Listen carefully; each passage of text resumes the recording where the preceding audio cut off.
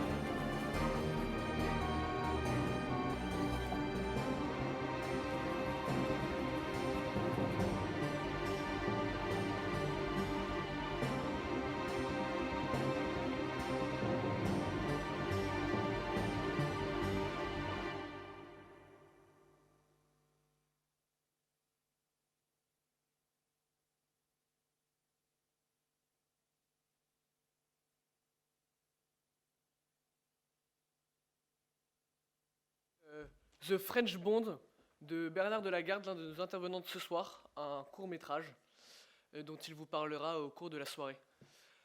Donc pour ceux qui ne me connaissent pas, je suis Charles, je suis le président de La Parenthèse, le journal des humanités de l'ICES, et le président de Devenez créateur. Alors ce sont deux associations qui coordonnent avec la Séance étudiante, et Gaspard qui est là, cette table ronde. La Parenthèse, nous sortons un numéro au mois prochain sur art et cinéma, donc totalement dans le thème. Et donc cette table ronde est l'occasion d'introduire un peu, de creuser un peu ce thème que nous allons développer dans notre journal. Et ensuite, Devenez créateur a permis de rassembler nos 4 intervenants, puisque les 4 ont un lien direct avec Devenez créateur. Cédric Salmon est intervenu plusieurs années dans cette université d'été. Richard Liégeois a aussi intervenu et aussi a participé plusieurs fois comme Bernard Delagarde. Et Jean-François Grasset, lui, travaille avec des projets issus de Devenez créateur, notamment l'association Recordatio, où Jean-François double des voix dans les spectacles de Recordatio. Merci à tous d'être venus et je vous souhaite une bonne soirée.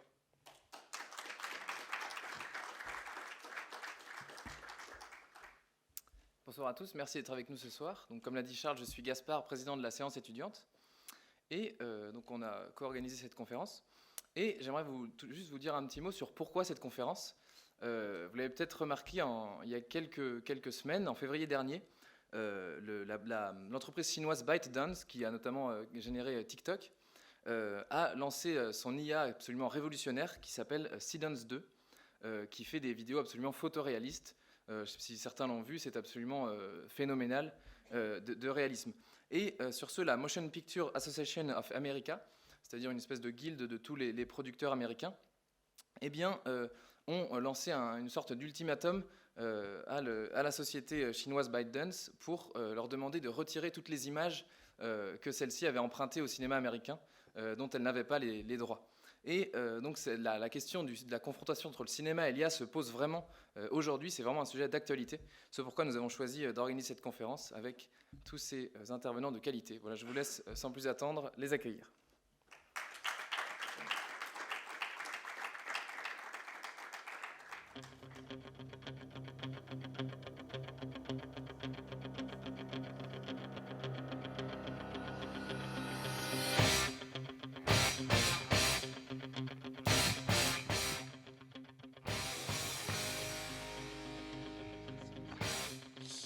Bonsoir chers amis, merci pour votre présence ce soir parmi nous. Nous avons la grande joie d'accueillir Cédric Salmon, script doctor et créateur de séries télé, membre de la société de la Guilde française des scénaristes.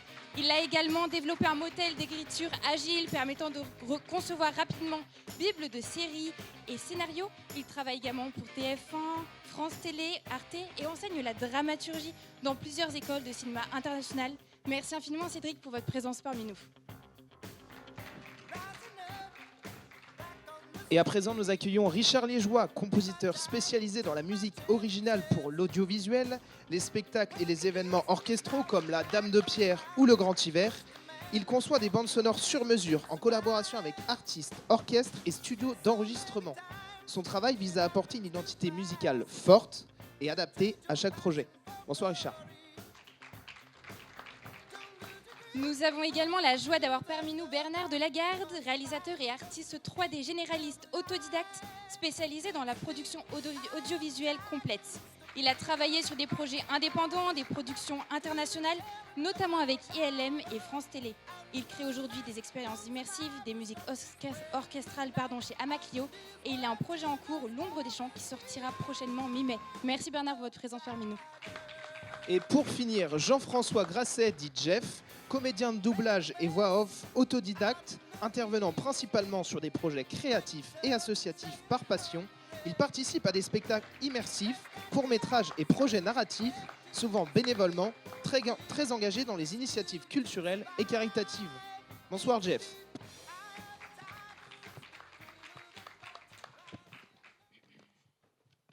Alors, bonsoir à tous. Première question d'abord à portée plutôt générale.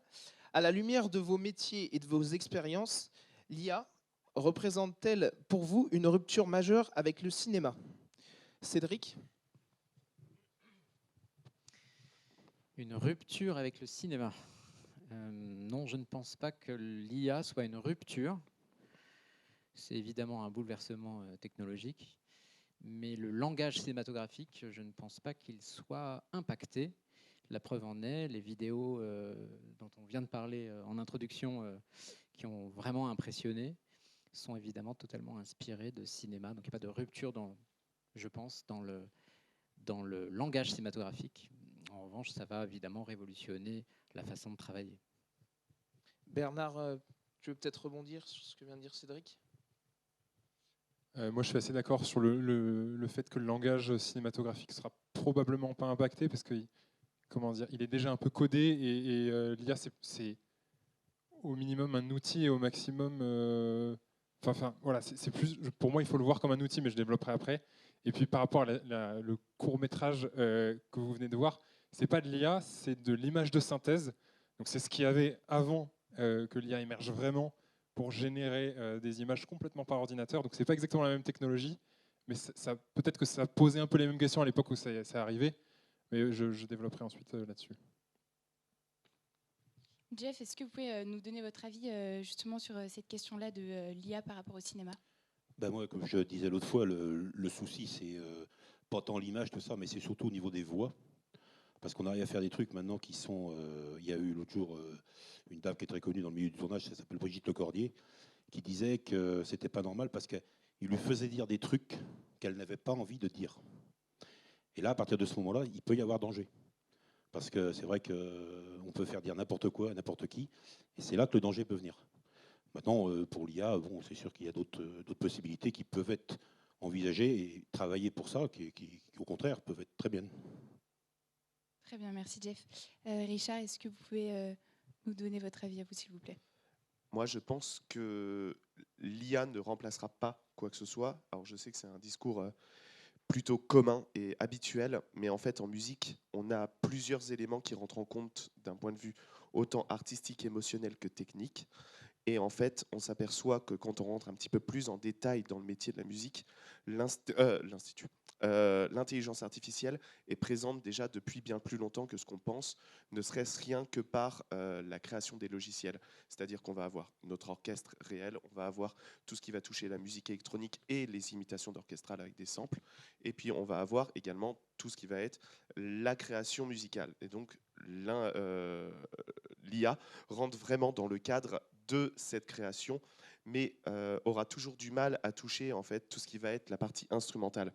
Et en soi, dès l'instant où on travaille avec des instruments de synthèse, on est déjà depuis très longtemps, moi je compose depuis 2010, 2011, on est déjà même à ce moment-là dans une forme d'intelligence artificielle parce que les logiciels sont développés de telle sorte à ce que ça imite dès cette époque-là, à ce que ça imite au mieux les vrais instruments. Ça ne les remplace pas, ça les imite uniquement. Et aujourd'hui, en fait, on développera un petit peu plus tard, bien entendu, mais aujourd'hui, ça nous permet de pouvoir avoir une vision un petit peu plus large et dynamique en fait sur la musique originale, que ce soit de la musique de film ou de la musique de spectacle ou n'importe quel médium sur lequel on va travailler. Cédric, est-ce que vous partagez cet avis en tant que script doctor? Oui, alors moi j'ai une vision évidemment en amont du travail. Hein. Donc je suis scénariste. Un script doctor, c'est juste un scénariste qui va travailler pour les autres auteurs et les autres producteurs, les aider à sortir le scénario qu'ils ont dans la tête. Donc la vision que j'ai de l'IA, moi, elle est très en amont. Ce que je peux en dire en quelques mots, d'abord, je pense que c'est une véritable révolution du point de vue de la gestion de la créativité. C'est un sujet qui est important, puisque lorsqu'on est scénariste, comme on est en amont, qu'il n'y a pas de film et qu'il y a une page blanche au départ, le scénariste est confronté à cela.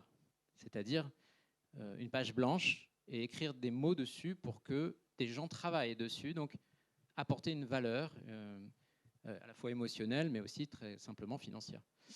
Et donc la créativité est un point très important pour un scénariste. Et je pense, on pourra en parler, que l'IA est en train de révolutionner toute la partie créativité.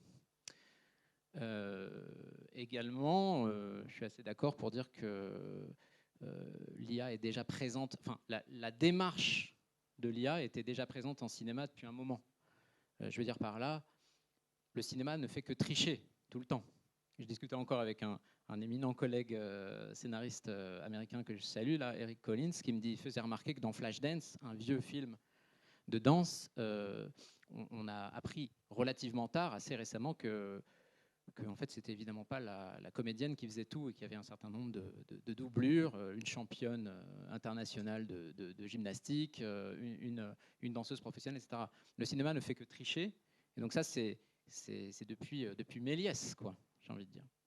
Donc tous les moyens sont bons pour exprimer une vision. Et donc je pense que la question qui touche tout le monde, c'est plutôt, oui, mais la vision de qui? Voilà. Donc, qui est au contrôle de l'œuvre à l'arrivée, quoi.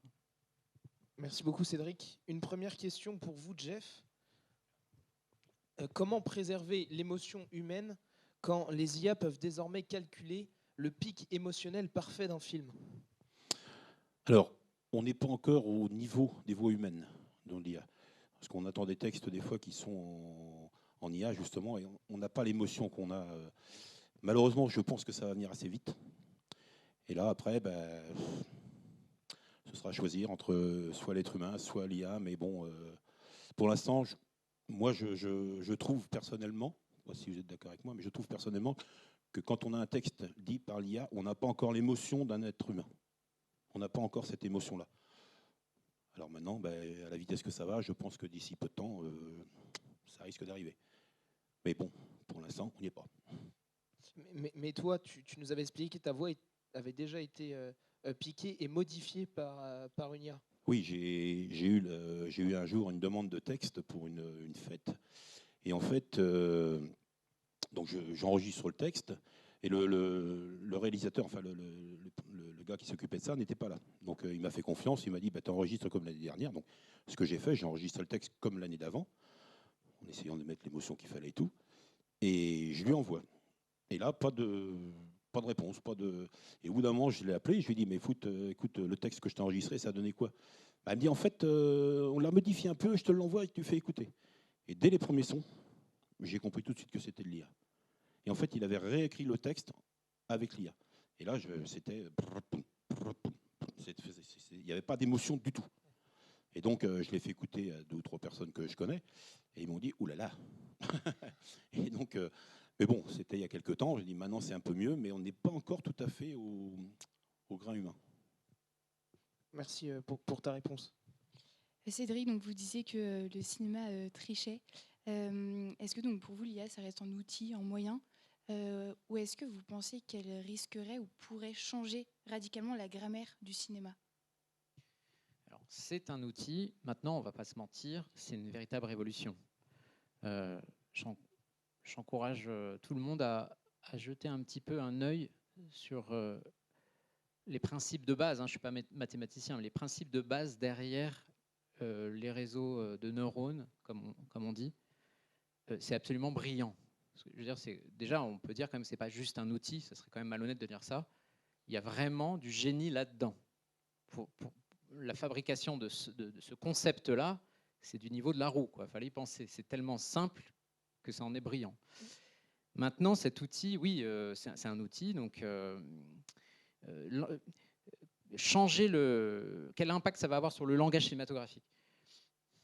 En fait, on voit que les images qui sont générées, effectivement, les voix aussi, elles manquent un peu d'émotion. Elles ont cet aspect un petit peu irréel, avec des flous enchaînés. Il y a quelque chose qui est en train de naître.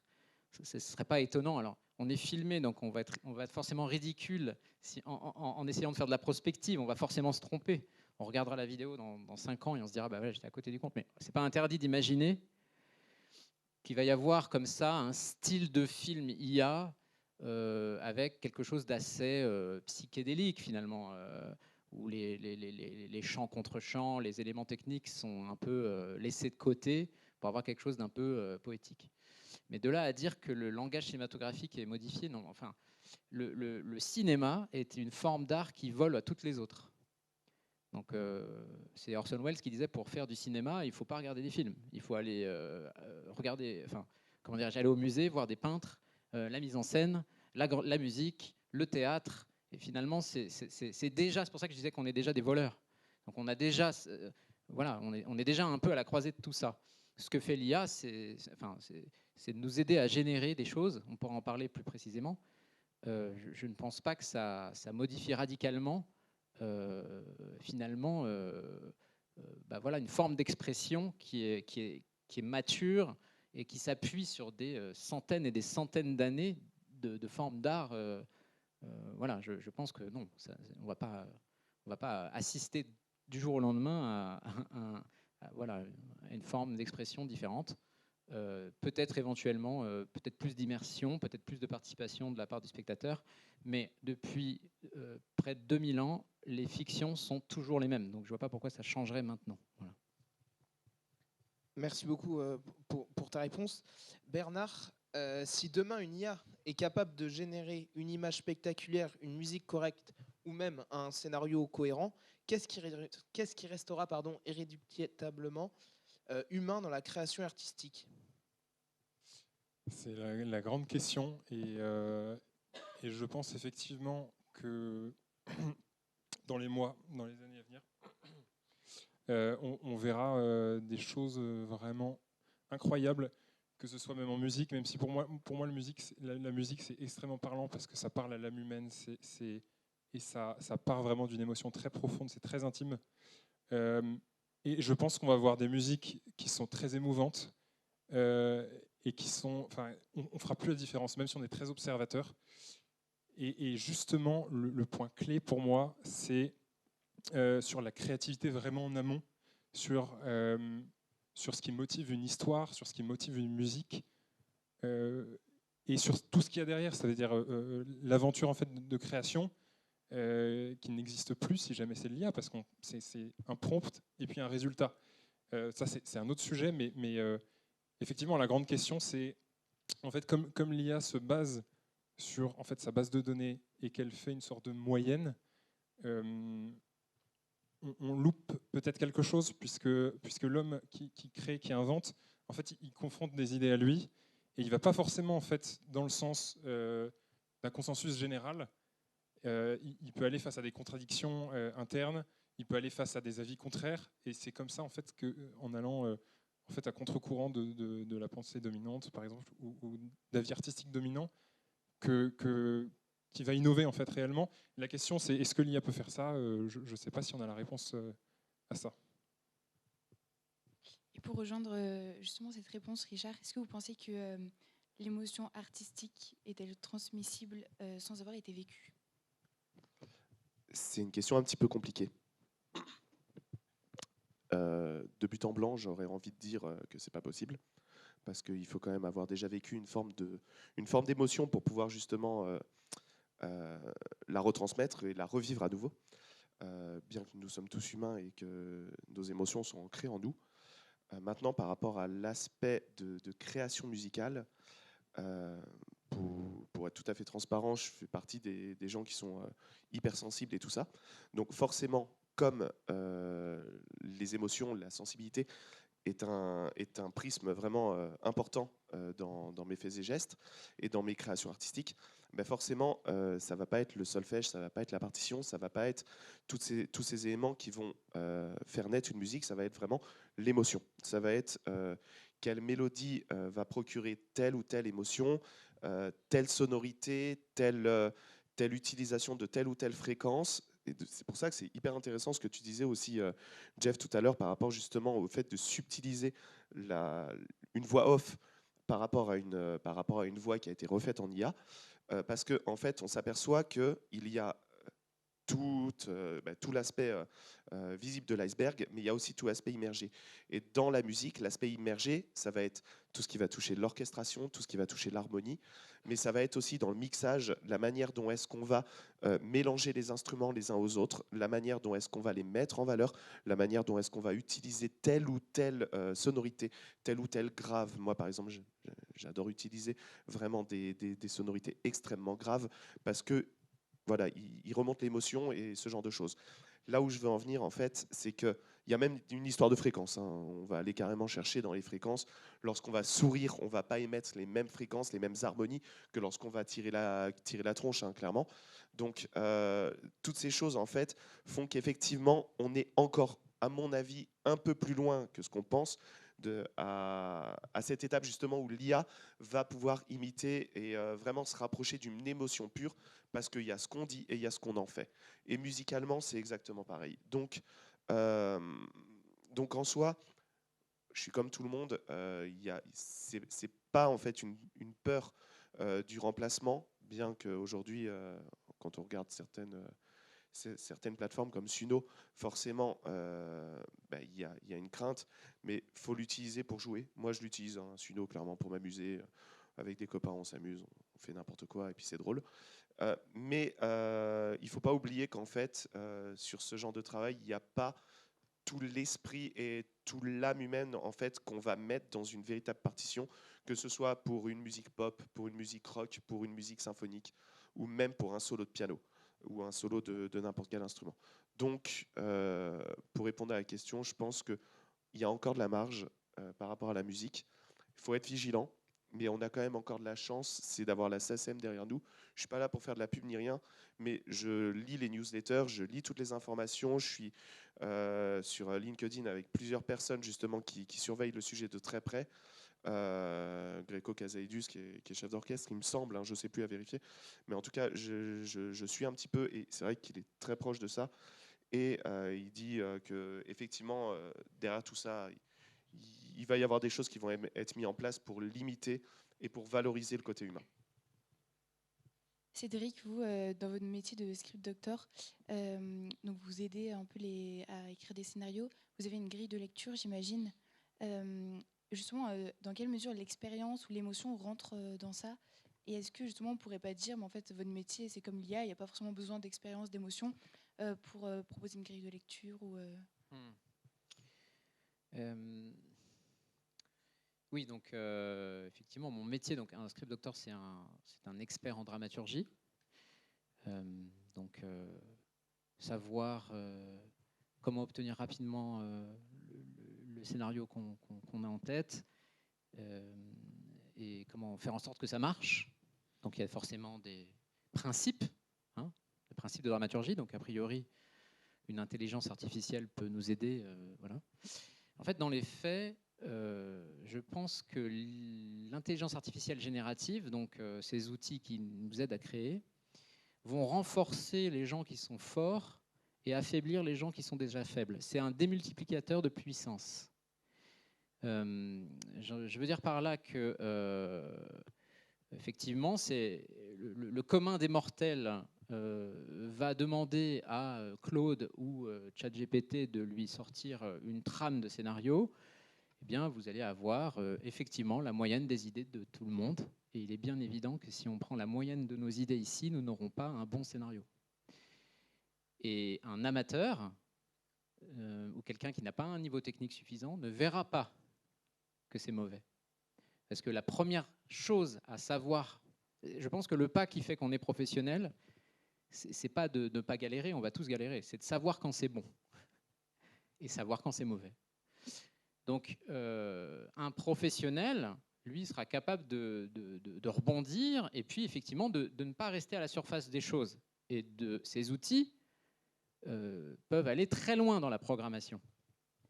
Donc si vous voulez, l'IA n'est pas un grand tout, c'est assez subtil. Ça serait comme dire, voilà, moi j'ai des enfants en bas âge, ça serait comme dire, voilà, je veux qu'ils soient informaticiens, je veux qu'ils maîtrisent l'informatique, donc je leur donne des tablettes. Tout le monde sait qu'une tablette rend idiot et que c'est pas de l'informatique. Il y a une différence entre consommer sur une tablette et puis programmer, voire construire son ordinateur. Là, c'est la même chose. L'IA, la première consommation ne va pas vous permettre d'écrire une bonne histoire, c'est sûr. En revanche, si vous avez un savoir-faire technique et une grille de lecture, ça va vous permettre de considérablement aller plus vite. Donc c'est pour ça, en ce sens, je dis que ça va rendre les forts encore plus forts. C'est un démultiplicateur de puissance. Je pourrais vous donner l'exemple si vous voulez, mais voilà. Et après, il y a juste pour rebondir sur ce qui a été dit, c'est intéressant sur l'émotion. En cinéma, il y a vraiment deux vecteurs pour convier l'émotion d'un personnage. Avec le jeu du comédien, quand on est scénariste, on peut miser sur deux choses. Les dialogues, donc le comédien, la voix, et la musique. Ce sont deux professionnels, trois professionnels de l'émotion. Voilà. Je sais que je peux compter sur ces professionnels pour faire passer l'émotion. Alors c'est amusant parce que moi qui utilise beaucoup l'IA, et dans notre société, on l'utilise depuis un moment déjà. Alors je ne suis pas un expert pour la musique, par contre je vous garantis que ce que ne peut pas faire une IA correctement, ce sont les dialogues. C'est-à-dire qu'aujourd'hui, avec tout l'argent et tous les serveurs du monde, c'est garanti, pour l'instant, les dialogues sont mauvais. Et c'est amusant puisque c'est précisément l'endroit dans un scénario où il y a de l'émotion, c'est-à-dire de l'humain. Et je termine cette parenthèse sur les dialogues. C'est amusant parce que c'est le seul élément technique d'un scénario qui est très très peu théorisé. Il y a très peu d'ouvrages, il y a beaucoup d'ouvrages de scénario. Vous allez à la FNAC, pour apprendre, je veux dire, la dramaturgie, vous allez à la FNAC, ça vous intéresse, vous voulez écrire un film, vous allez en trouver 10. Même plus que ça. Mais par contre, les ouvrages qui traitent des dialogues, il n'y en a pas du tout, très très peu. Il y en a un qui vient de sortir, écrit par Marc-Olivier Louveau, mais c'est un ovni. Ça. Je me suis même posé la question, comment ça se fait que cet ouvrage n'est pas sorti avant? Parce que les dialogues, c'est indispensable. Et pourquoi ça sort pas maintenant? Pourquoi? Parce que c'est très dur à théoriser. De vous faire passer comment écrire des bons dialogues, on pourra en parler, c'est pas le sujet, mais c'est dur. Donc, ça n'est pas difficile, c'est pas facile à théoriser, et donc c'est pas facile à reproduire dans l'IA. Donc voilà où on en est. Je suis d'accord que l'émotion restera notre domaine de prédilection. Voilà. Une question pour toi, Bernard, à présent. Penses-tu que l'IA pourrait devenir un outil d'apprentissage pour les créateurs autodidactes? Juste avant, j'aimerais rebondir sur ce que Cédric Salmon a dit, avec un exemple justement de l'IA peut-être bien utilisée ou peut-être mieux utilisée que juste taper un prompt en demandant qu'il nous crache un scénario complet. C'est Alexandre Astier qui raconte qu'il avait codé un système IA en fait, pour l'aider à structurer, l'aider à en fait, retrouver ses automatismes et retrouver ses structures habituelles de scénario. Ce qui fait qu'en fait, il commence à écrire son scénario et après, il interroge son IA et son IA lui dit bah oui, mais Là, par exemple, tu peux faire intervenir tel personnage et tout, et c'est lui qui a un peu codé le truc. Donc c'est peut-être une façon de voir l'IA un peu comme un outil où elle intervient plus après dans le processus, et peut-être qu'il n'est pas bête pour avoir un recul en fait sur ce qu'on fait sans lui demander de tout écrire, quoi. Voilà. Est-ce que tu peux me répéter ta question? Pas de souci. Penses-tu que l'IA pourrait devenir un nouvel outil d'apprentissage pour les créateurs autodidactes? Et encore une fois, je rejoindrai Cédric parce que je pense que si c'est bien utilisé, ça peut être très utile. Ça a ses limites, mais ça peut être utile sur justement, enfin moi en tout cas, ça m'a permis d'avoir un recul sur certaines choses où en fait c'est très rapide. C'est un peu comme une recherche internet, mais poussée beaucoup plus, où en fait il va aller me chercher des choses et me donner une perspective. Par exemple sur, moi je l'ai un peu utilisé sur des scénarios où par exemple je lui demande une autre formulation de ma phrase et il va me trouver un mot de vocabulaire. Et en fait ce mot de vocabulaire, ça me donne une autre idée et du coup en fait ça me permet d'aller plus vite et d'atteindre plus rapidement l'idée originale que j'avais. Mais je l'utilise surtout pas en fait bêtement en me disant vas-y écris-moi ma scène de dialogue et tout et après je l'améliore par-dessus. C'est pas comme ça qu'il faut que ça marche. Pour la musique, ça me paraît compliqué parce que je rejoins Richard. En fait, il faut des bases techniques assez poussées et après laisser parler l'émotion. Et là, à ce stade-là, Suno c'est intéressant, mais pour moi, on ne doit pas toucher. On ne doit pas toucher à la musique avec l'IA, si ce n'est peut-être pour avoir des instruments virtuels, pour améliorer en fait les instruments virtuels, mais du coup s'en servir vraiment comme un outil. Et surtout pas, ça doit surtout pas diriger la création musicale, je pense. Tu as totalement, d'accord, t'as totalement raison sur l'idée, c'est qu'en musique, comme dans énormément de disciplines, il y a la théorie et il y a la pratique. Et j'ai expérimenté l'IA clairement pour la composition musicale en demandant théoriquement à ChatGPT de m'écrire par exemple une sorte de mélodie avec juste le nom des notes et les accords qu'il pourrait y avoir en dessous. Bon, vous vous doutez que c'était ni fait ni à faire, clairement, c'était même particulièrement drôle. Et donc, quand on constate ce genre de choses, effectivement, l'apprentissage n'est pas du tout au point non, l'IA, pardon, n'est pas du tout au point pour l'apprentissage au niveau musical. Alors, je ne dis pas que ça ne le sera pas à terme, bien entendu. Ça pourrait, c'est parce que là où ça pourrait faire peur, c'est que ce qui pourrait faire peur, c'est de remplacer les profs d'harmonie en allant chercher les erreurs dans les différentes liaisons entre les différentes voix. Si vous connaissez la musique, il y a une ligne par instrument et normalement il y a des règles qu'on est libre de suivre ou de ne pas suivre. Mais en tout cas, il y a des règles qui sont régies pour pouvoir faire sonner un orchestre, pour pouvoir faire sonner un ensemble. Donc l'IA pourrait nous aider justement à corriger ce genre de choses et il le fait déjà. En fait, et l'IA ne le fait même pas de manière directe, ce sont les logiciels d'édition de partition. Donc moi je travaille sur Dorico et l'éditeur de partition, on peut activer une option en fait qui va nous surligner en rouge quand il y a des erreurs d'harmonie, des erreurs d'écriture. Donc en soi, on n'a pas besoin de l'IA pour pouvoir avoir un apprentissage musical dès l'instant où on a déjà les outils dans nos logiciels. Maintenant, côté sonorité, en fait, alors Suno, c'est vraiment un générateur pour s'amuser. Bien que, j'ai lu, j'ai pas envie de raconter n'importe quoi parce que les chiffres ont tendance à évoluer hyper rapidement sur les plateformes, mais il fut un temps, j'avais entendu qu'un tiers de ce qui tournait sur les plateformes de streaming était issu de l'IA. Alors quand on a appris ce chiffre, ça a fait un petit peu monter, c'est pour ça que Suno a retiré les droits parce que énormément de musique était issu de Suno en fait, et les gars qui créaient leur musique en 2 minutes, ils touchaient les droits d'auteur sur ces musiques. Donc là, ils ont tout retiré. C'est eux, je pense qu'ils ont eu raison de le faire pour éviter des abus. Mais il y a d'autres logiciels maintenant qui vont aller analyser notre ligne mélodique. Je rentre pas dans les détails parce que ça devient vraiment technique, mais l'idée c'est d'analyser la ligne mélodique qu'on écrit donc sur partition ou sur ce qu'on appelle un piano roll, donc avec toutes les notes. Et en fait, ils vont les passer dans un logiciel qui va nous simuler au plus parfait en fait l'instrument et la sonorité telle que ça serait joué par un véritable instrumentiste. Ça ne remplace pas un véritable instrumentiste. Il y a des harmonies, il y a de l'émotion, il y a des choses, on en parlait tout à l'heure, mais ça peut être un outil d'IA qui effectivement peut valoriser à la fois la composition mais aussi l'interprétation parce qu'on a un repère facile de chez soi. Justement, est-ce que vous pensez qu'on peut encore parler de composition musicale quand l'IA génère une grande partie des textures sonores, des orchestrations en temps réel? Alors, il y a une différence entre composition et orchestration. Là, ce que tu parles, c'est vraiment la partie orchestration. La composition, ça va être la création mélodique. Donc moi, je vais créer ma mélodie, même si je demande à un orchestrateur de me mettre en valeur cette mélodie, que ce soit un orchestrateur humain ou un orchestrateur en ligne, ou un orchestrateur sous forme d'intelligence artificielle, je reste compositeur. C'est moi qui ai créé la mélodie. Je ne le fais pas parce que j'adore faire mon orchestration, ça c'est vraiment personnel. Mais il y a des compositeurs qui vont envoyer à leur orchestrateur juste une mélodie au piano avec les accords au piano et c'est débrouille-toi. Moi, je ne travaille pas comme ça, vraiment par choix et par goût, et aussi parce que il faut aussi que les productions qui nous embauchent en fait puissent avoir les moyens, ce qui n'est pas toujours le cas malheureusement. Mais voilà, donc non, on est encore dans de la composition.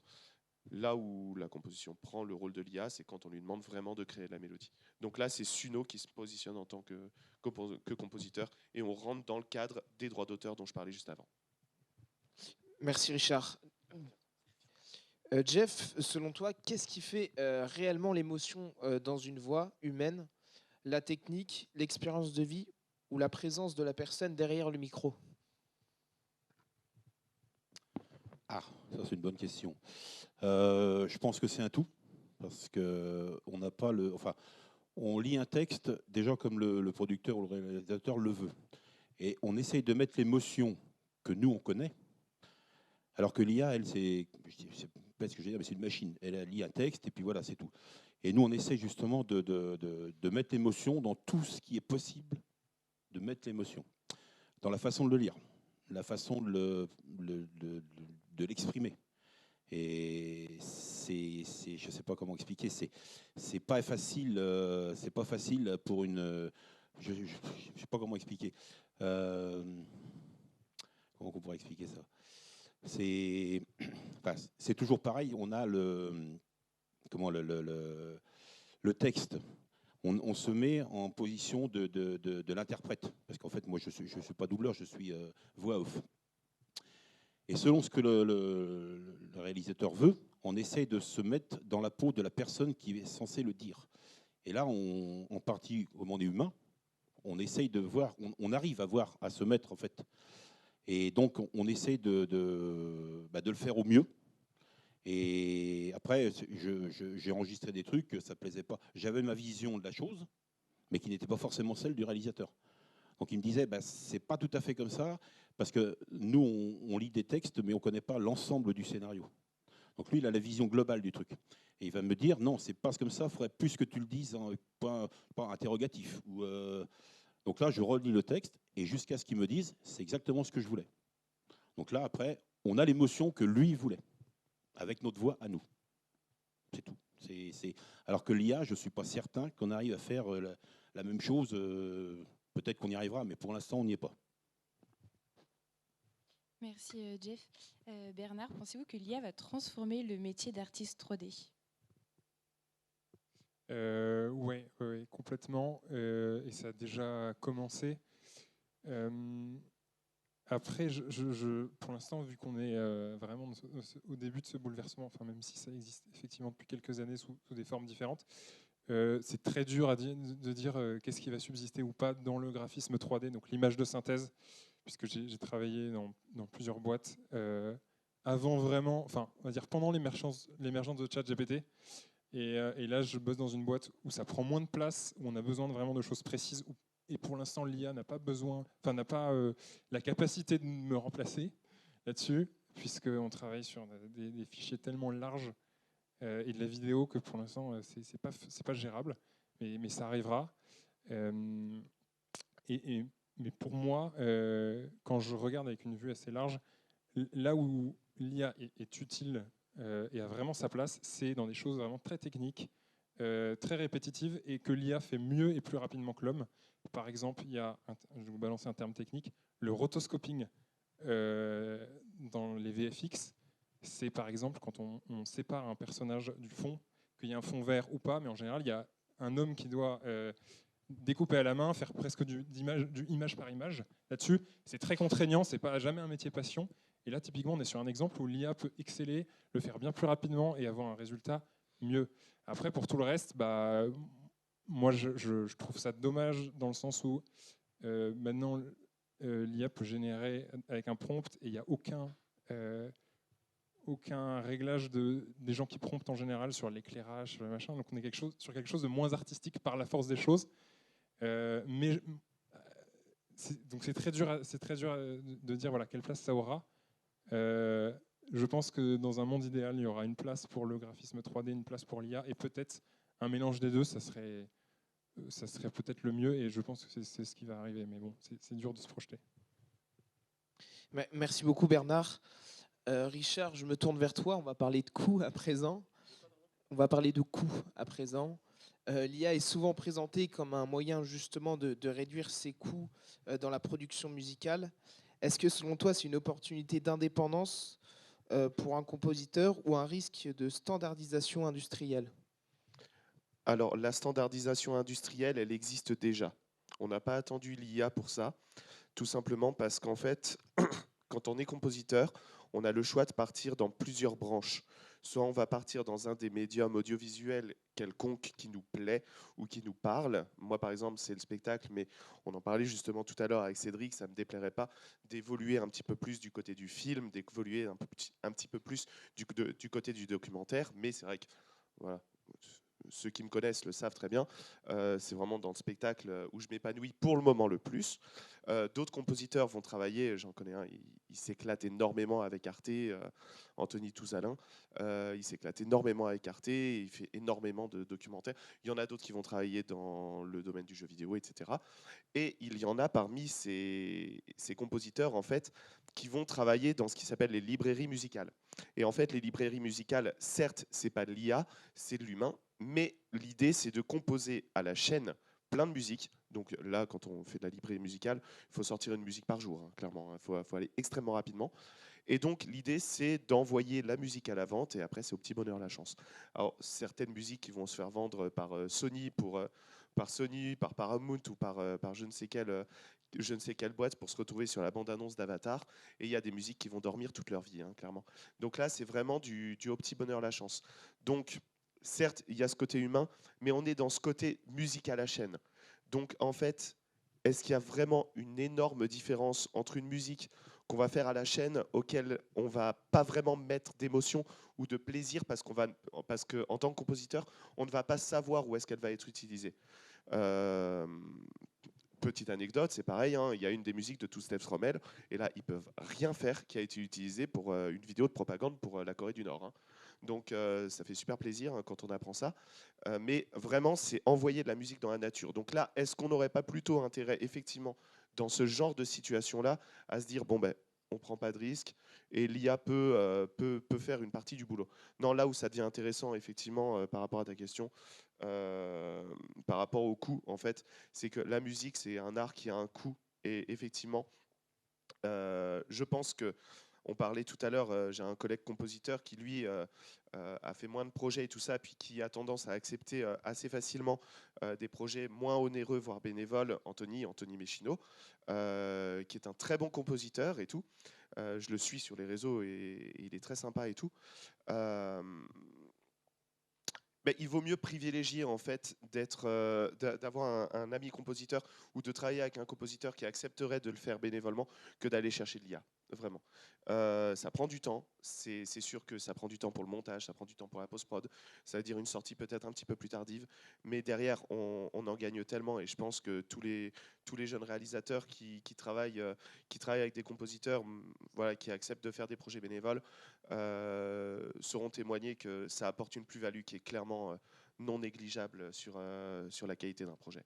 Donc oui, il y a un coût, mais il vaut mieux négocier et travailler avec de l'humain plutôt que de se laisser avoir par la tentation, si je puis dire. Déjà sur le plan humain, parce que quand tu parles d'Anthony, c'est vrai, je le connais bien. On a un jeune réalisateur qui a fait des films là, qui a travaillé avec lui, et c'est vrai que côté humain, c'est quelqu'un qui est sensationnel. Donc le fait d'essayer de trouver des musiques faites par l'IA et compagnie, on n'aurait pas ce contact humain avec Anthony. Complètement. Et donc je pense que vaut mieux travailler avec des personnes qu'avec l'IA sur ce genre de projet toujours. Complètement, c'est pour ça. Hein, moi, je peux que, enfin voilà, projet bénévole, projet payé, qu'importe. je peux que conseiller d'une manière ou d'une autre vraiment à se dire on bosse avec des humains pour tout et n'importe quoi. Mais même pour des petits projets même pour des petits projets de classe ou des choses insignifiantes, vraiment, des choses qui paraissent insignifiantes, parce que ça peut être une vocation pour demain. Et justement, Jeff, vous insistez beaucoup sur le plaisir de faire des projets et pas sur l'argent. Pensez-vous que cette dimension passionnée et gratuite de la création est justement ce que l'IA ne pourra jamais reproduire? Alors moi déjà je le fais gratuitement pour la bonne et simple raison que c'est souvent des jeunes réalisateurs qui me demandent, qui n'ont pas d'argent. Et moi je suis quelqu'un qui au contraire veut aider ces gens-là. Donc il est évident que si je me pointe avec mes gros sabots en disant bah, ça me fera tant, ils ne pourront pas. Donc c'est pour ça, c'est pour les aider. Et je pense que côté humain, on en revient toujours au même problème, côté humain, je pense qu'ils préfèrent travailler avec moi, il faudra leur demander, mais ils préfèrent travailler avec moi qu'à travailler avec l'IA. De ce côté-là, et on en revient toujours au même, côté humain, l'IA ne remplacera jamais un être humain. Jamais. Elle peut faire des trucs sensationnels, je ne suis pas contre. Mais par contre, pour remplacer quelqu'un, on ne peut pas dialoguer avec l'IA comme on dialogue quand on dialogue avec quelqu'un. On ne peut pas faire des soirées où on rigole comme des enfants avec l'IA. C'est toujours ce côté humain qui reste en ligne de compte. Et moi, c'est ce que je vois en premier. C'est pour ça que je donne souvent mon accord pour des projets. On a travaillé ensemble avec Richard sur plusieurs projets, sur des gros sons et lumières, où j'ai fait des voix dessus, il a fait des musiques. Mais moi, je le fais gratuitement. Parce que c'est mon plaisir, c'est mon... Je sais pas, moi, j'adore ça. Donc, et j'ai toujours peur. C'est une peur, entre parenthèses. J'ai toujours peur que si on arrive à voir un spectacle en disant, bah écoute, là, c'est bien, mais bon, à partir de maintenant, il va falloir me donner temps, parce que bon... Et j'ai peur que les gens se disent, bon, bah, maintenant, il veut être payé, on va voir autre part. Et là, ça me priverait justement de ce bonheur que j'ai actuellement à faire les voix. C'est peut-être un peu ce qui me bloque aussi au niveau de l'argent. Mais moi, ce n'est pas mon but principal. C'est le rapport humain. Voilà, c'est surtout ça, moi. Mais je peux rebondir juste un petit truc après toi, Jeff, pour faire totalement écho à ce que tu dis. Aujourd'hui, pour des raisons personnelles, c'est vrai que j'ai tendance à vouloir mettre un petit peu de côté les projets bénévoles, mais je ne vais pas vous mentir, vraiment, plus qu'à contre-cœur, parce qu'aujourd'hui, c'est les projets bénévoles qui m'ont amené à faire la Dame de Pierre. Alors, la Dame de Pierre, c'était payé, mais le projet qui précédait la Dame de Pierre, qui m'a fait connaître auprès de cette production, c'était un projet très très peu rémunéré. Et donc franchement, sans ce projet-là, on n'aurait pas fait la Dame de Pierre ensemble.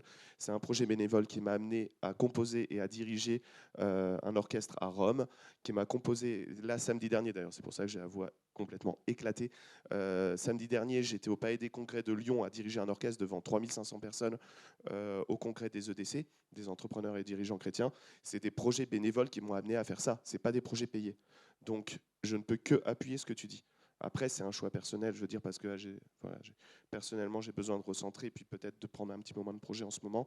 Mais vraiment, sur l'aspect humain, l'IA ne remplacera pas. Et, enfin, le jour où tu verras une IA diriger un orchestre, tu m'appelles. Moi, je veux bien, mais j'attends à voir, quoi. Et c'est des aventures, mais c'est extraordinaire. Je ne sais pas si on peut se rendre compte, quoi. J'ai des amis chefs d'orchestre, ils vendraient père et mère pour faire ce qu'on a fait, et on l'a fait, quoi. Une question pour toi, Cédric. Est-ce que l'IA va-t-elle faire naître un nouveau cinéma d'auteur plus radical et plus expérimental? Alors, un peu de prospective encore. On pourrait imaginer l'émergence de films bio, de films sans IA. Peut-être qu'il va y avoir l'émergence d'œuvres de qualité, 100% humaines. J'ai l'impression qu'on se dirige vers des fictions à deux vitesses. C'est-à-dire c'est quand même, je ne veux pas paraître réac, mais à chaque fois qu'on a une innovation technologique, on nous fait le coup de ça sera mieux, et en fait on perd en qualité. Par exemple, le téléphone analogique avait une bande passante supérieure à votre conversation Skype avec votre collègue. Allô, oui, ça coupe pas. C'est-à-dire que la conversation est de moins bonne qualité, mais c'est la technologie, c'est gratuit. Et à chaque fois qu'on a un saut comme ça, on a un peu de perte. Et il faut bien reconnaître que, personnellement, de mon point de vue, de scénariste, pour l'instant, les films que j'ai vus générer en 100% IA, c'est vrai, ça donne l'opportunité à des jeunes réalisateurs de faire des films, mais les scénarios sont vraiment mauvais. Vraiment, vraiment mauvais. C'est-à-dire que Je vous montrerai ces films. Vous voyez ce que je veux dire? S'ils avaient été tournés avec des images réelles, ouais, bon, d'accord, super. C'est pas très intéressant. C'est juste parce que voilà. Donc j'ai l'impression qu'on est à ce stade, vous savez, des premiers spectateurs du cinéma, le cinématographe, messieurs dames, entrée d'un train en gare de la Ciotat, et tout le monde était là, waouh! Mais en fait, bon, bah voilà, c'est un train, voilà. Bon, bah là, c'est pareil, c'est-à-dire qu'on regarde les images comme ça en disant, wow, c'est formidable, mais c'est un peu creux, quoi. Donc j'ai l'impression qu'il va y avoir deux types de films, des films un peu médiocres au kilomètre, un peu l'équivalent de la musique au mètre, mais pour le cinéma ou pour voilà, et puis peut-être des films de qualité avec des vraies personnes, une véritable émotion. Donc on pourrait avoir cette émergence-là. En fait, j'ai l'impression, on parle, vous savez, ça y est, c'est documenté. Il est maintenant documenté qu'il y a un affaissement de l'intelligence avec l'utilisation de l'intelligence artificielle, justement. C'est-à-dire, à force de demander à ChatGPT d'écrire vos mails ou je ne sais quoi, vous perdez en certaines compétences. Hein, c'est normal. Si je vous donne une béquille toute votre vie, vous marcherez moins bien après. Eh ben, j'ai l'impression que ça va se produire pour les réalisateurs et les jeunes réalisateurs. Je vous donne un exemple, une petite anecdote. Vous savez que sur Internet, les gens s'échangent des prompts. Ça donne l'illusion d'être un programmeur et tout. Et donc, je vois un jeune réalisateur, que je ne nommerai pas, très sympa au demeurant, qui dit, voilà, c'est très dur, normalement, vous savez, d'avoir le même personnage dans deux plans différents. Quand on utilise une intelligence artificielle, c'est en train de s'améliorer, mais enfin, c'est un peu dur.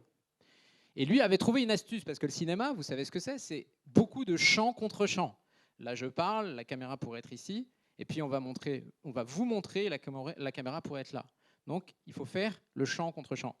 Ce jeune réalisateur était tout content. Il avait trouvé une astuce, le cinéma, c'est toujours des astuces, pour que l'IA, lui, fasse le champ contre champ sans problème. Astuce géniale, il faisait mettre à l'intelligence artificielle un miroir derrière moi. Donc il y avait déjà votre reflet dans le plan, il n'avait qu'à recadrer, il avait le champ contre champ. Il y a juste un tout petit problème, c'est que le premier cours de première année de n'importe quel étudiant en cinéma, c'est sur la règle des 180 degrés, c'est-à-dire que c'est précisément pas montable. Un champ contre champ, sans rentrer dans le détail, vous ne pouvez pas le faire si les personnages changent de côté à l'écran. Il faut que vous soyez toujours à droite et que je sois toujours à gauche pour que le montage se passe bien. Et donc, j'ai l'impression qu'on va avoir une génération de jeunes gens finalement mal formés qui vont se jeter sur les outils sans connaître les fondamentaux, et on va avoir des films mal montés, mal écrits, et qui paradoxalement auront l'air de sortir d'Hollywood, quoi. Et puis des films bio. Merci Cédric. Et Bernard, pour rebondir sur cette réponse, est-ce que vous pensez justement que l'IA va démocratiser la création ou au contraire donc accentuer, comme disait Cédric, l'écart entre amateurs et grands créateurs? Oui, moi je suis assez d'accord et je pense même que ça peut avoir un effet positif de revaloriser un peu l'artisanat.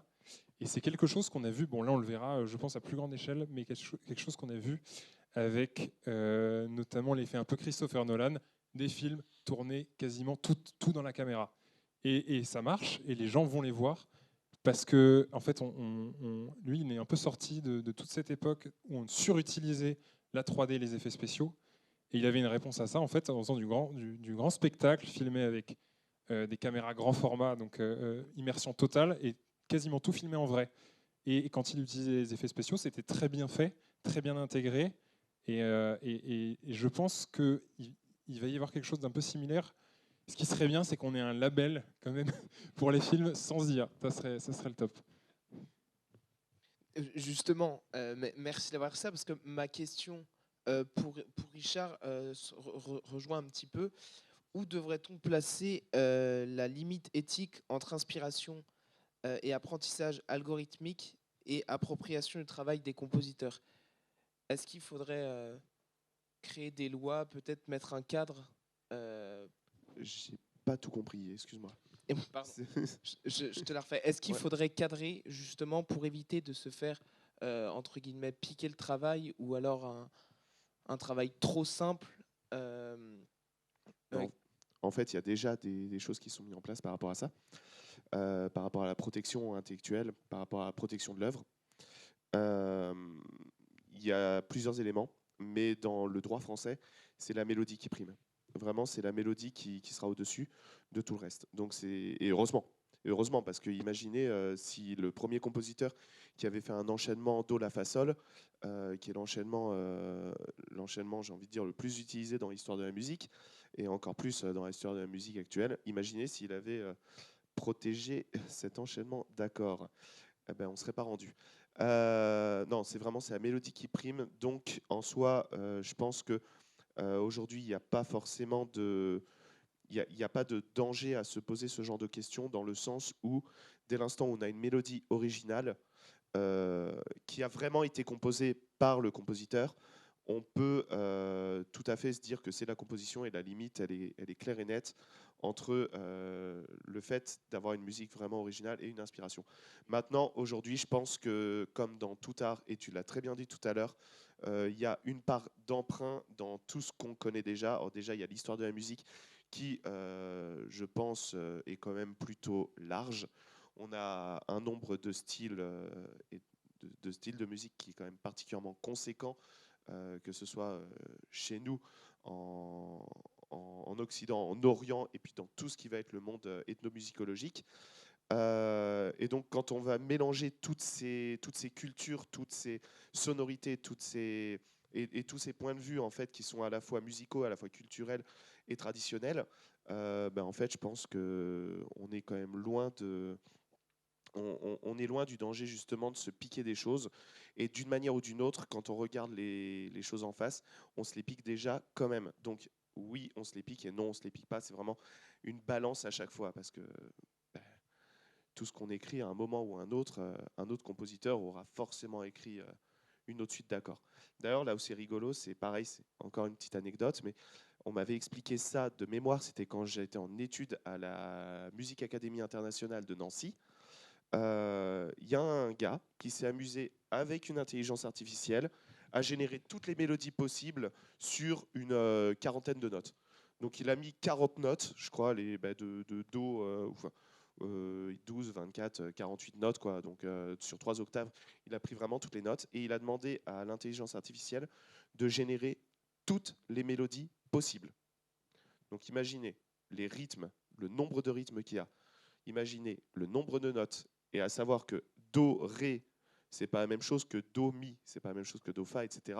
Donc imaginez sur toutes les notes le nombre de possibilités, et il a tout fait protéger à la SACEM. Du moins, il avait la volonté de le faire. Donc vous imaginez le côté absurde de vouloir surprotéger notre musique. Donc effectivement, quand on génère une musique avec l'IA, à un moment ou un autre, je pense qu'il y a un humain qui l'a créé avant. Hein. On est d'accord. Donc voilà, je ne sais pas si ça répond concrètement à ta question, mais voilà, c'est toujours une frontière hyper floue, parce que quoi qu'il arrive, en fait, à un moment ou à un autre, il y a des gens, ils m'ont dit, ouais, mais ta musique, elle m'a fait penser à tel film et tout ça, mais moi, j'avais jamais entendu ce film, j'avais jamais entendu cette musique. Mais effectivement, oui, ça ressemblait. Concours de circonstances. Voilà, c'est comme ça. C'est parce que on n'est pas les premiers à agir dans le monde de la composition. On n'est pas les premiers à agir dans le monde du film, dans le monde de la création graphique et tout ça. Donc, à un moment ou à un autre, on est originaux, mais l'originalité a ses limites, quoi. Merci beaucoup. Une question à présent pour toi, Cédric. Quelle place donner à l'IA dans les festivals ? Cannes ou Venise devrait-il créer une catégorie meilleur film généré par IA ?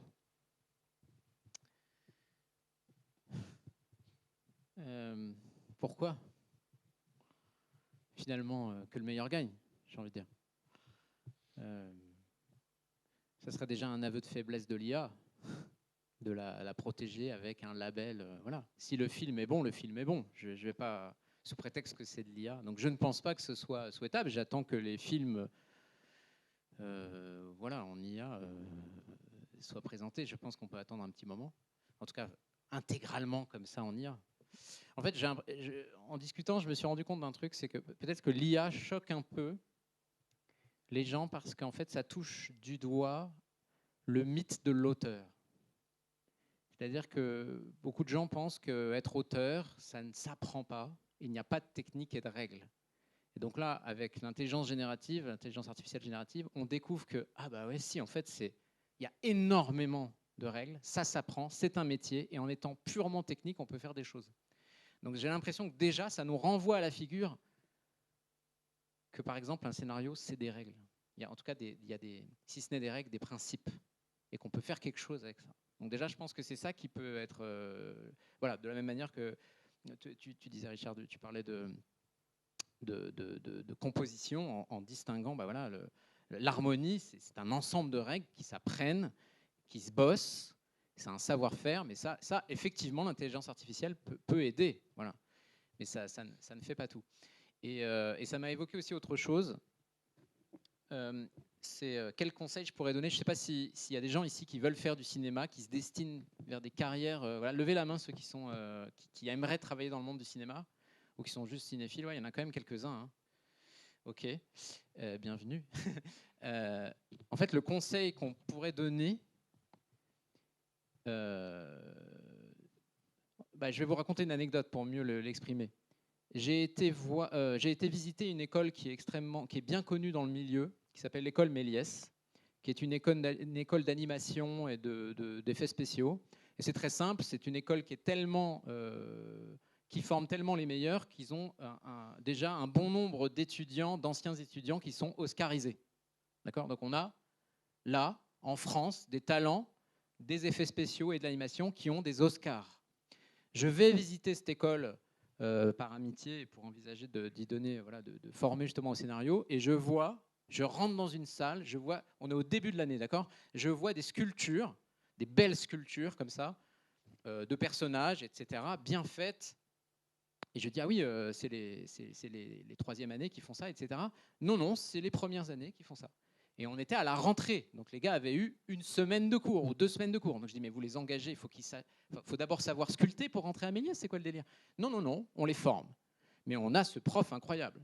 Et là, on a un sculpteur, un super sculpteur français, un véritable artiste, et je vois un atelier digne d'un autre temps. Vous voyez, je veux dire, on m'apprend la sculpture. Et là, je réalise, je dis, ok, mais quel rapport avec les effets spéciaux ? Eh bien, messieurs, dames, à Méliès, on ne touche pas à un logiciel de 3D tant qu'on ne sait pas faire le personnage en sculpture. Eh bien, c'est exactement le conseil que je pourrais donner pour le scénario du moins, mais j'imagine que ça doit être probablement pareil pour la musique. Utilisez ces outils, c'est formidable, si d'abord vous apprenez les bases et si vous êtes capable de le faire sans. C'est-à-dire, sinon, ça reste une boîte noire et vous n'avez aucun contrôle, quoi. Donc ça ne m'étonne pas que Méliès soit la meilleure école, une des meilleures écoles françaises pour former à ces métiers, parce que c'est cette attitude-là qu'il faut avoir. Donc moi, je suis ravi d'avoir l'IA, mais évidemment, il faut d'abord savoir écrire sans, savoir ce que c'est qu'une structure, etc. Voilà ce que ça m'inspire. Voilà. Merci beaucoup, Cédric. Vous voulez rebondir, Richard ? Allez-y. En fait, pour rebondir sur ce que tu disais, moi, je me souviens, mon père, il me disait « Tu ne composeras pas une ligne de clarinette si tu n'es pas virtuose en clarinette. » Bon. Alors, imagine être virtuose dans tous les instruments de l'orchestre, on n'est pas rendu, et je pense qu'il y aurait beaucoup moins de compositeurs. Par contre, on connaît la théorie. On connaît la note la plus grave, la note la plus aiguë de chaque instrument. On connaît tous ces genres de choses, là où un instrument va avoir un enchaînement compliqué. Enfin bref, on a une théorie quand même qui est très poussée sur tous les instruments. Donc là-dessus, c'est quand même plutôt important. Donc pour rejoindre ce que tu disais, tu as totalement raison. Par contre, là où ça peut devenir un petit peu traître dans le monde de la musique, c'est justement par rapport à l'harmonie. C'est-à-dire que dans l'harmonie, il y a des règles. Exactement comme ce que tu dis par rapport au scénario. Et nous, en tant que compositeurs, on a la liberté de les suivre ou de ne pas les suivre. Aujourd'hui, un compositeur qui fait de la musique, que ce soit professionnellement ou pour s'amuser, mais qui n'a jamais fait de solfège, c'est possible, il va travailler uniquement à l'oreille et tout ça, il n'aura pas le petit plus, en fait, pour pouvoir vraiment faire, si je puis dire, chanter son orchestre. Il n'aura pas toutes ces notions pour pouvoir vraiment faire briller sa mélodie et la mettre en valeur. Je trouve ça tellement dommage parce que souvent les mélodies sont magnifiques, mais il manquera vraiment cette chose-là.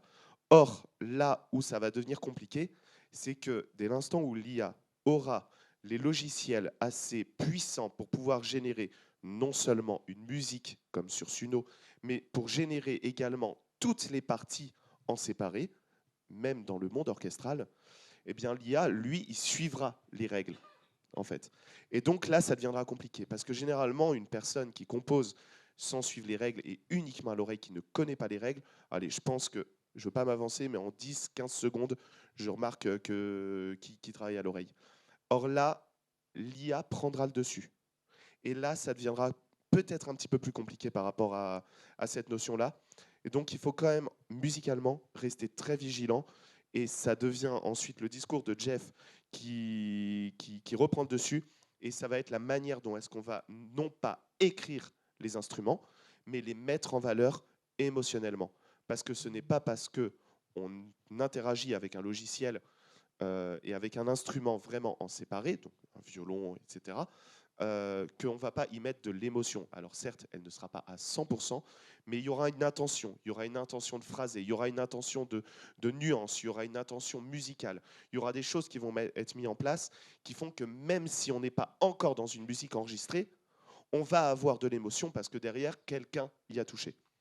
Et donc, tu as totalement raison sur le plan au niveau des règles et de la manière dont est-ce qu'on va régir justement ces règles pour les mettre en pratique. Mais c'est vrai qu'en musique, le dialogue peut être un petit peu différent selon la manière dont est-ce qu'on va appréhender. Moi-même, le premier, hein, ça m'arrive de m'en moquer complètement des règles et puis de faire sonner mon orchestre comme je le veux.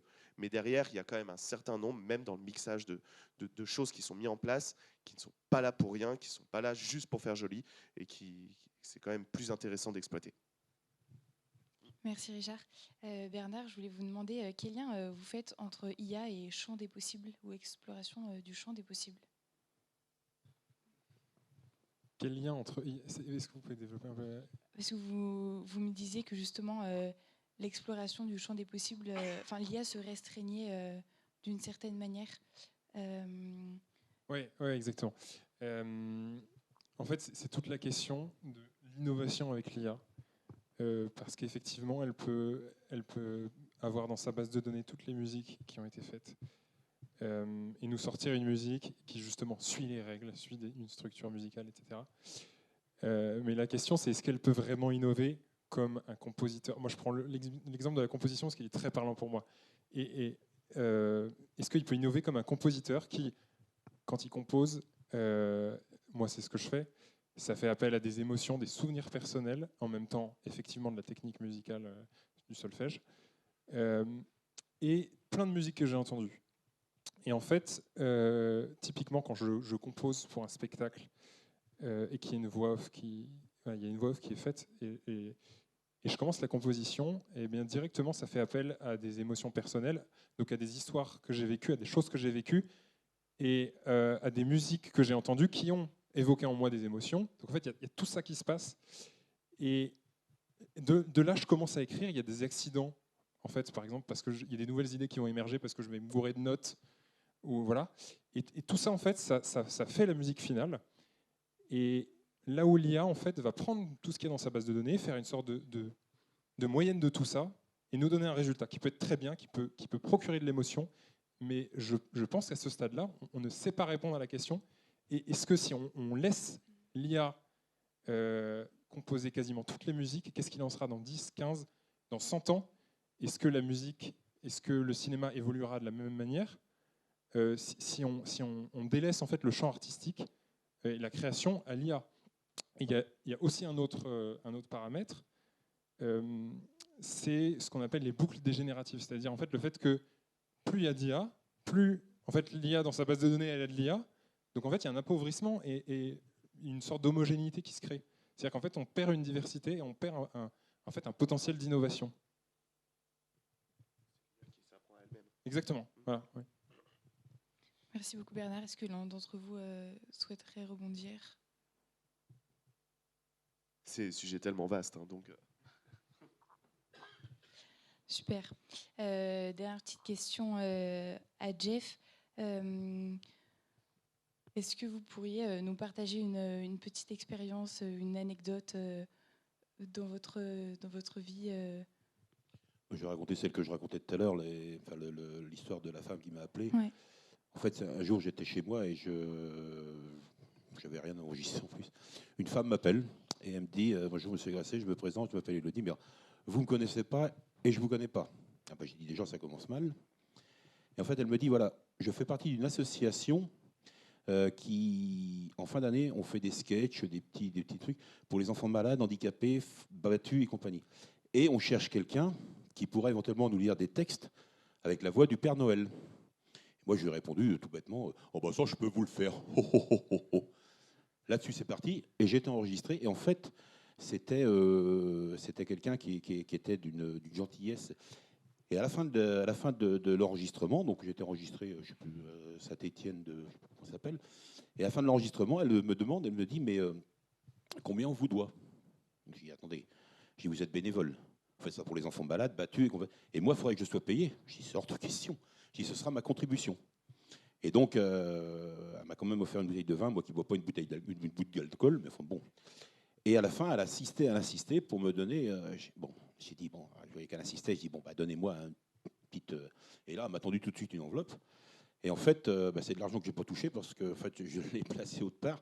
Mais c'est pour dire que voilà, c'est les relations en fait, de bouche à oreille qui fait que moi, j'ai un métier qui peut se développer après. Il y a énormément de gens qui m'appellent en me disant, bah, on a entendu votre voix, on voudrait bien que vous nous enregistriez des textes. Combien on vous doit? Bah, rien du tout. Bon, bah, parfait. Et c'est comme ça que ça marche. Et j'en fais beaucoup, en fait. Merci beaucoup, Jeff. Et De rien. merci à chacun de vous pour tous ces échanges. Et je pense que ce qu'on peut vraiment retenir de cette conférence, c'est que l'humain a encore vraiment un rôle et une place dans l'avenir du cinéma. Et je pense que ça peut être vraiment un encouragement pour nous tous, pour les futurs artistes de demain, de ne pas hésiter à se lancer, de ne pas avoir peur de l'IA pour se lancer dans l'art et dans le cinéma.